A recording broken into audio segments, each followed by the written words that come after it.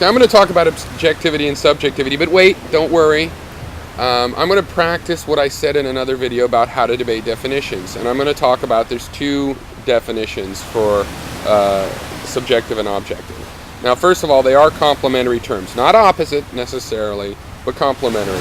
You know, with subjective being about personal bias and objective being about a lack of personal bias. And now the first set of definitions is, for example, what I think Mendham has been using. And this is the sense in which you say that objective is the opposite of subjective. And really in this definition, something subjective is considered, purely biased. It's like opinion versus fact, it's just subjective. It's just a personal truth. Pancakes are good. That's your personal truth. Doesn't matter if 100,000 or a million other people agree with that, then it's all your individual subjective truths. It doesn't become objective. And then objective truth, being the opposite of that, is where there's no personal bias at all, a statement of an objective fact. That's one pair of definitions.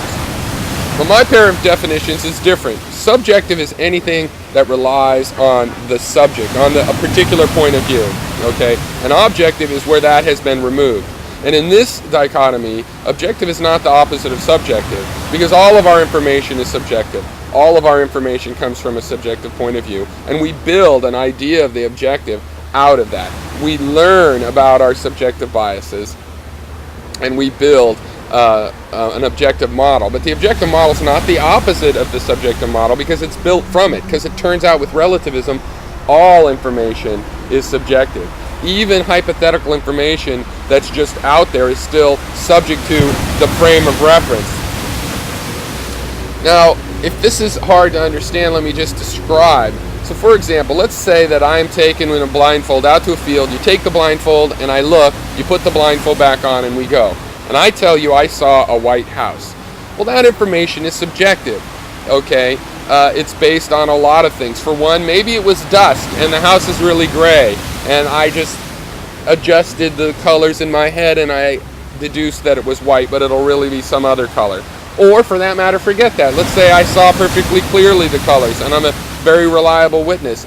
Well, I'm still just on one side of the house. The other side of the house could be a totally different color.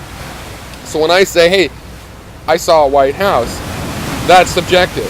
How do I make that more objective? Well, I take into account what I know about my subjectivity. I know I was on a particular side of the house. I know if I'm colorblind or not.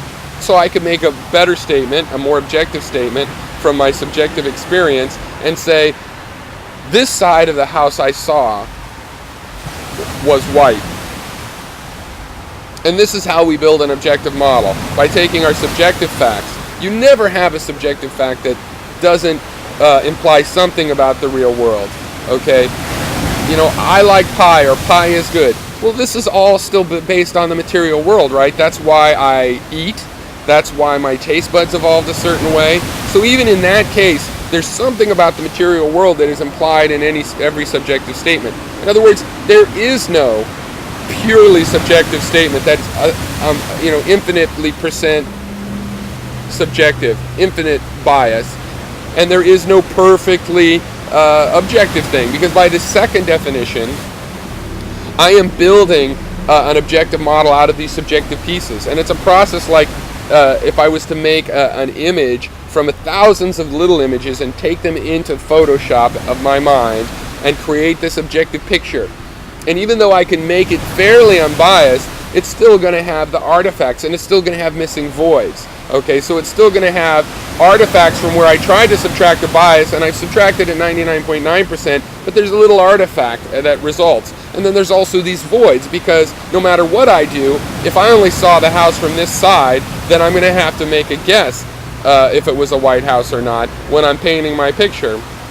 And there'll either be voids where I remember I don't know that, or more likely, I'll fill in those voids with what I consider to be likely.